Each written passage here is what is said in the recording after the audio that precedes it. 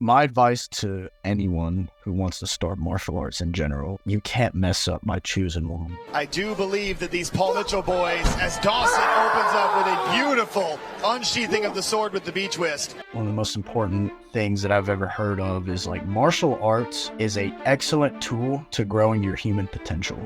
Beautiful cuts from Dawson Holt right into the release.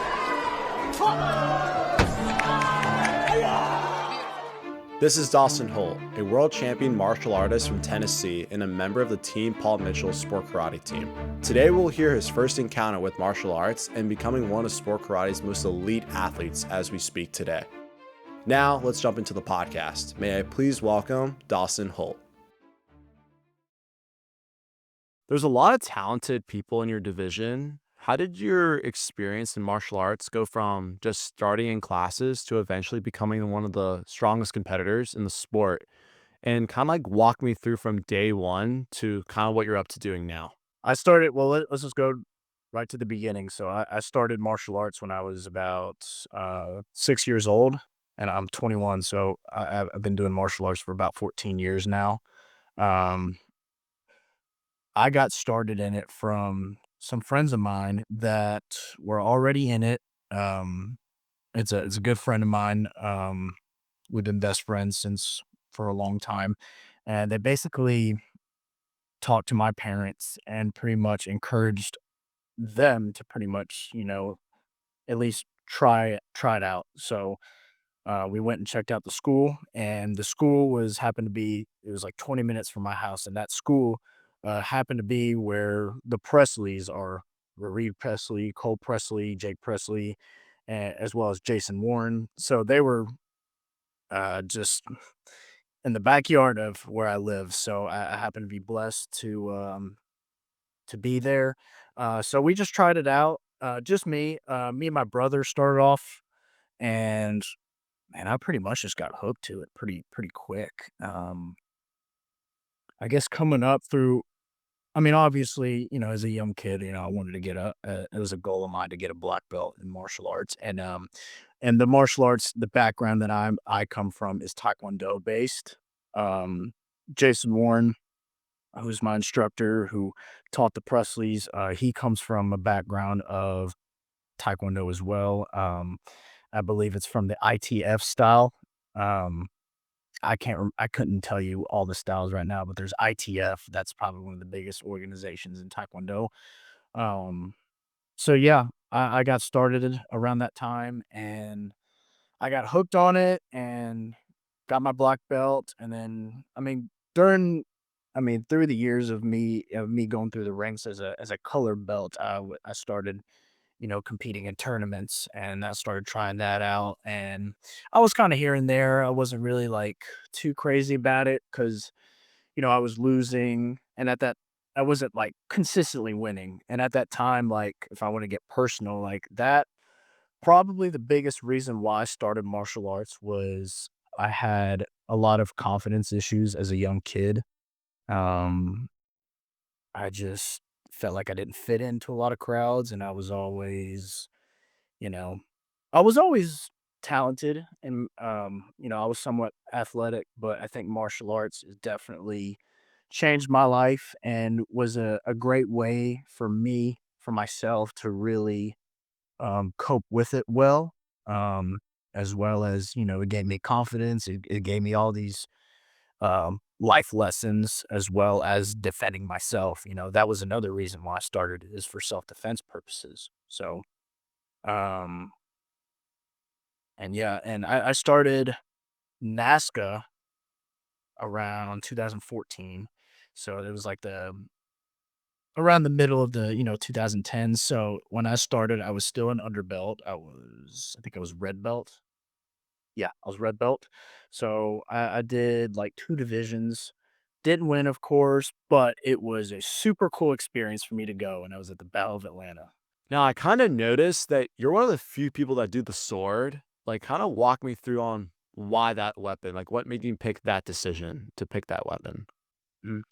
Yeah. So, well, if you know the Presleys and know the Presleys well, they're all successful in, the bow staff, Cole with the commas, obviously.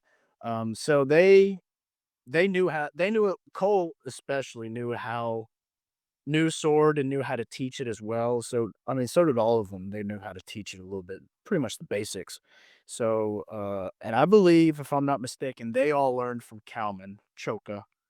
Um, so I starting off like the first weapon they ever put in my hands was a bow staff, and that was like when I was taking privates with Mr. Warren, Jason Warren. So he put a bow in my hands, and I learned some basic strikes, and then I don't know, it wasn't like a big I wasn't as interested in it, and I don't think it really just like I wasn't motivated to like convince my parents to be like, "Oh, I want to still, do bow staff." So it didn't really click well. So later on, and that was a really long time ago. Like I was probably yellow belt when I like, held a bow staff, but then like years go by. So I was red belt. Reason why, if I remember, okay, now I remember. So basically what started it all was at the time, so starting off, like, we're not ITF based, we were at the time is we are our own school, Success Martial Arts, Studios, that's what it was called at the time. Now we've transitioned over Premier Martial Arts, we're in that curriculum now. So at the time, for in order for me to test to advance to the I think I had red belt at the time, so in order for me to test to advance to my advanced red belt, I had to learn a sword form. Obviously, know the red belt form, also spar as well, break boards, but I also had to learn a sword form. So I learned a sword form. It was a long it was just like a basic traditional sword form, and I just was good at it, and at that time, I wasn't competing as well, so the Presleys and Mr. Warren, they all saw it. When I tested, um, Mr. Warren encouraged me to, like, "Hey, man, you should at least try and compete again and just try weapons, just see what happens." So I did it. I went the first tournament, it was back in 2013. I went to, Marty Eubanks's tournament, and I ended up winning first place, first time with the traditional sword form. So, yeah, that clicked pretty early. But then I've been stuck with doing sword ever since. And then, over the years, if I really when I really started taking more seriously in the CMX world, that's when I started taking more lessons with Cole Presley. Because he's the bladed competitor. He was very successful in the commas, and he knows sword too. And for those of you guys, or if you don't know, Cole Presley is just has a really creative mind when it comes to just creating anything in terms of CMX. Weapons, hands, put any weapon in his hand, he'll give him like 2 minutes, he'll think of something new. So it was like he was really gifted at that, and that's what he's, so known for. So I took lessons with him in sword, and then I tried commas a little bit. I dabbled in commas and competed in that as well. I did fine, but then as the years went on, um, it just kinda it was a my parents and I ended up making that decision of like, okay, well, if you look at what's going on in NASCA, there's no one right now that is successful or is really a whole lot of people competing with sword. I mean, you had guys like Stephen Grass, who was probably like one of the last people that I saw, or Caitlin Deschelle too, and then they were done after that. So it was just like, okay, well, there's no one that's in the adult division. There's no one, not a whole lot of people in the juniors. I mean, there was a few, I don't want to start naming off names, but because I'll probably forget them and not. So, but yeah, there was a few, but not really any successful competitors. So I thought, okay, well, I've been doing sword for for a couple of years now. So I figured I was more natural at it than I was with commas. But then like, and not to put myself down, like, I was fine with commas, but I just think, like, I wasn't. I wasn't as experienced with it, so I wasn't winning yet. So I decided, okay, you know what? I'm just going to focus all in with sword. There's a lot of influential people in sport karate, especially from like Paul Mitchell that you're just mentioning, like the Presley brothers, Jackson Rudolph, etc. They left a big impact on the sport and really just making it their own like way to be themselves. Um, how does sport karate change in your perspective when you're looking up to them or competing against them? And what are the key differences or changes that you have to do when you're training to make sure that you're always on top? And when I started NASCA, like I didn't really know a whole lot about teams at the time. Like at the time when I started NASCA, Presley's were on AKA, and then they went to Amerikick. So, like, I mean, those guys at the time were like my role models. You know, they were my mentors, my teachers. They taught me. So it was like, it was kind of my, I mean, as a young kid, that was one of the things that I wanted to do was follow in their footsteps and, represent whatever team they're on and try to be as successful, if not more successful than what they've done. So when they went to Paul Mitchell, and then I pretty much, it was, there was a lot of things that I just remember. I mean, sport karate changed my life with those guys, but also the friendships and the mentorship that I made. I mean, it's not just those guys, it's also, team member or members on the team, on Paul Mitchell, as well as, I was also coached by Cal Machoka for weapons. So that's when I really started getting more serious with the sword. I got more serious with forms. So I went and um, did lessons with Marcel Jones as well.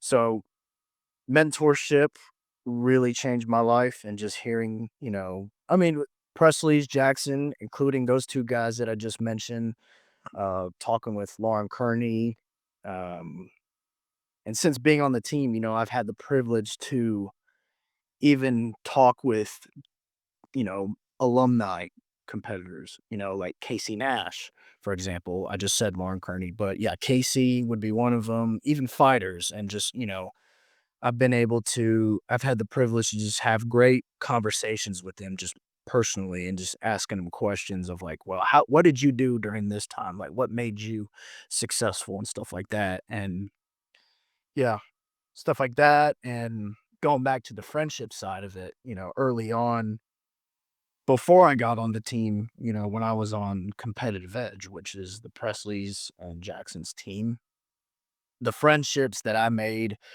on that team with Ben Jones, Esteban Tremblay, PJ Clark, who used to compete at the time. I mean, there was a whole lot of other people on that team that I can't name right now.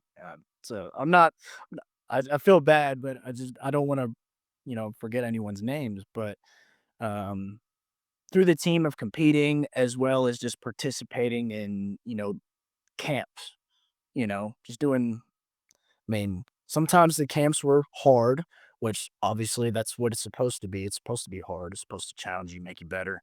But doing it with friends that are, you know,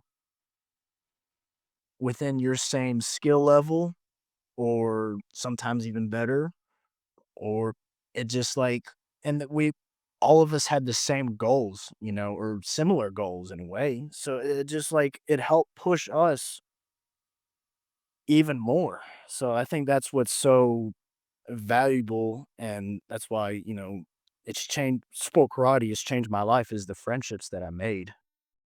You were kind of mentioning that the relationships and like the friends or like the family you made in martial arts is like the biggest thing you felt rewarding.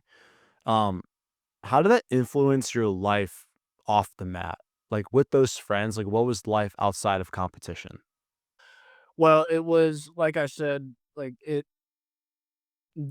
friendships that I made helped push me to be a better uh competitor, as well as a person too.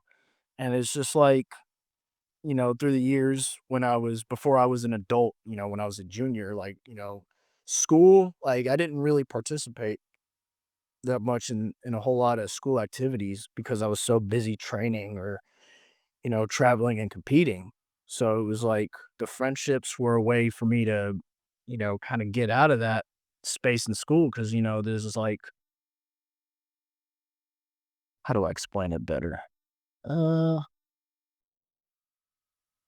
I didn't really, I mean, I enjoyed school, like I made some good friends in, high school and middle school. But it wasn't the same, obviously, and the sport karate world, NASCA, that was my way of kind of getting out. And that way I can, relate to friends that do the same thing that I do because no one in my, in high school doesn't do anything martial arts related. I mean, like wrestlers that I was friends with, we can talk about, like fighting and stuff like that. But I mean, in terms of NASCA, I mean, there's nothing. I had no friendships. I had no one really knew. So it was just like I was very fortunate to be able to have friendships that, you know, helped me get through stuff like that, I guess. You're often regarded as one of the most prominent like people in the sport karate world right now. Um, what can you tell me that separates someone who's great to someone who's just good in sport karate? Mm. Okay. Good athlete and great athletes. Well, okay, good athletes. Well, I'll just speak great athletes. Like great athletes are going to be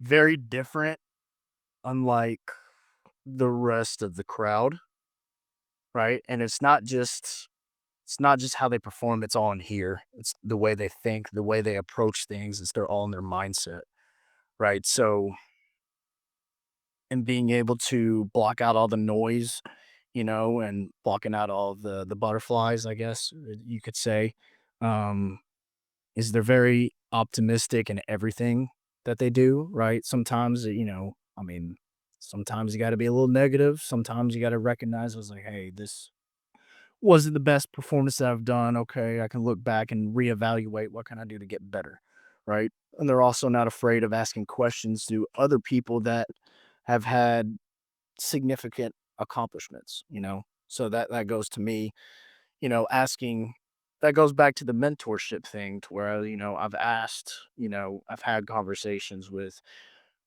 Presley's, Jackson, Kalman, Choka, Marcel, Casey. I've had conversations with them as well.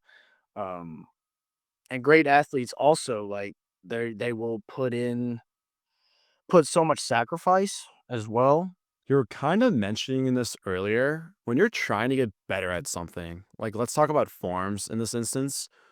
What's something that people tend to spend too much time on, and where should that time actually be spent? Like, walk me through on what you see to other competitors or just yourself that there should be more emphasis on something else that people are just missing. Hmm. Good question. Well, I think it's well for one, all first and foremost, have that foundation. We're martial artists for crying out loud. So we gotta have that foundation, right? Punches, blocks, technique. Like I for like anytime I'm doing a seminar or I'm having a private with someone, I'm saying the five characteristics we've gotta have in order to have a great form is speed, power, intensity, technique. That's four. I said five earlier, but I meant four. So there's four characteristics that we gotta have is those four things that I just said right there. So again, speed, power, intensity, technique. Um, and in order to be a good storyteller, you have to be different. You have to be outside of the box. You can't just think that I'm gonna win with this trick. Like, yes, in a way, but you also my mindset is like, look, I'm gonna be striking the way I'm gonna strike, and I'm going to move my sword the way I'm gonna do it. So that goes into, you know, being your own personal character, um, and to just try to just think of other ways that will just, the audience and the judges can understand what you're doing and think that and realize that like what you're doing is great and it's difficult. It's got creativity behind it. It's got performance behind it. Um, so when it comes to just making things, I've had, I guess, over this past year, like it's been a challenge just because of how much more different that I wanted to be, you know, just to be my own self. So I'm trying things like sometimes the easiest moves can be the most coolest things in the world, if that makes sense. So, like, if we talk about forms, that's why the gainers switches were so popular at the time because it's literally the same move repeated. So, in the audience's perspective and the judges, that's easy to relate to, right? It's like, oh my gosh, he just did 5 backflips. So, okay, how can I do that with sword? And I also went through problems with, like, sometimes what I'm doing is super high risk, but the crowd doesn't interact with it or they don't react because sometimes they don't understand how actually hard it is. Yeah, exactly. Like, what makes a great storyteller in martial arts, and how does that skill enhance your performance, specifically in like forms and weapons, something that's very like systematic, less like sparring? I mean, what I think in my head, I'm just like, okay, I'm gonna do this. This is how I'm gonna do it. This is how I'm gonna go into it. This is how I'm gonna do it, and this is how I'm gonna come out of it. In my head, I was like, okay, hopefully the audience could respond to it good. And then, I mean, I go through a wave of emotions go leading up to it. I was like, all right, what if people don't actually like it, or what if people do, So it's hard sometimes, but you know, I mean, at the same time, I was like, well, might as well just try it. What if people do like it? For example, the double toss that I do in the half, like in this second section that I do, where I just throw the sword and it spins 720 degrees, and I catch it while sticking it is so pausing the sword in midair, or not midair, excuse me, pausing the sword and staking a pose at the same time, like, it's really not as hard as you think. I mean, if you can spin it 2 times in the air and catch it, fine, okay, just do it and, you know, lock your arm out so that the sword will stick. It's not as hard as you think, but the crowd went crazy when I did it. So I was like, okay, I guess I'll keep doing that. So yeah, it's just experimentation. But you know, but when you do something and like what I was doing in the beginning of the year, like I was doing one move that was high risk and it was super risky for me, but the crowd didn't seem to care as much. They didn't, I guess they just didn't really understand how hard it was, and neither did the judges. So I was like, all right, we'll scratch that. Let's put something else in there. Your uniform is actually quite elegant. It kind of like stands out among the crowd, a little bit more traditional than others. Like, what's the story behind it, and why did you pick that style of uniform? Well, it's a Hakama, of course. So, if you go back and, if you go back in history, studying the culture of samurais, the whole reason why they wore a Hakama in the first place was for combat. It's combat reasons. So they strategically covered up their feet so that their opponent wouldn't be able to see their footwork. So they wouldn't be able to telegraph what they're about to do, basically. But I don't know, so competitors just have that reputation for wearing hakamas. It's not a rule that I have to wear a hakama. I don't know, I just chose to wear a hakama. But I guess what makes it even more, I guess the big reason why, I wear a hakama and, CMX, and I mean, traditional, of course, I have to wear one, but CMX, I've had my grandmother make the designs on my hakamas over the years. So that's pretty much why I wear it, because it's pretty sentimental, because my grandmother's nicest human being ever. She used to make clothes for Dolly Parton. So she was kind enough to say, hey, I think I can design your Hakama instead of, having to pay extra money. So I was like, okay, let's see what you can do. Cause, she's insanely talented in art. So every time, I go visit, my grandparents' house, I'd always, look in the back and see what she's cooking on. Like she's always just coming up with really impressive pieces of art. So yeah. What advice do you have for martial artists that are just starting out or they're just kind of lost and they need some direction? Like, what is some advice that you would give them, and how would you like to see them moving forward? My advice to anyone who wants to start martial arts in general, like you can't mess up by choosing one, right? There's so many different styles of martial arts. But I think one of the most important things that I've ever heard of is like martial arts is a excellent tool to growing your human potential. So what I mean by that is, martial arts has given me so much in life, friendships, mentors, taught me how to defend myself, you know, it's also helped me become a champion. It's given me great life skills, but it's also given me principles to learn and to live by. So yeah, that's discipline, honor, respect, you know.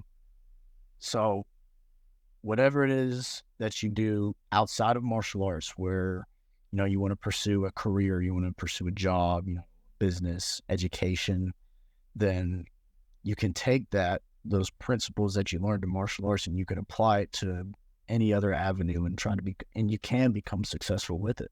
So yeah, that would be my biggest piece of advice for anyone who wants to start martial arts. Awesome. Well, thank you so much, Dawson, for hopping on. And that wraps up for today's episode.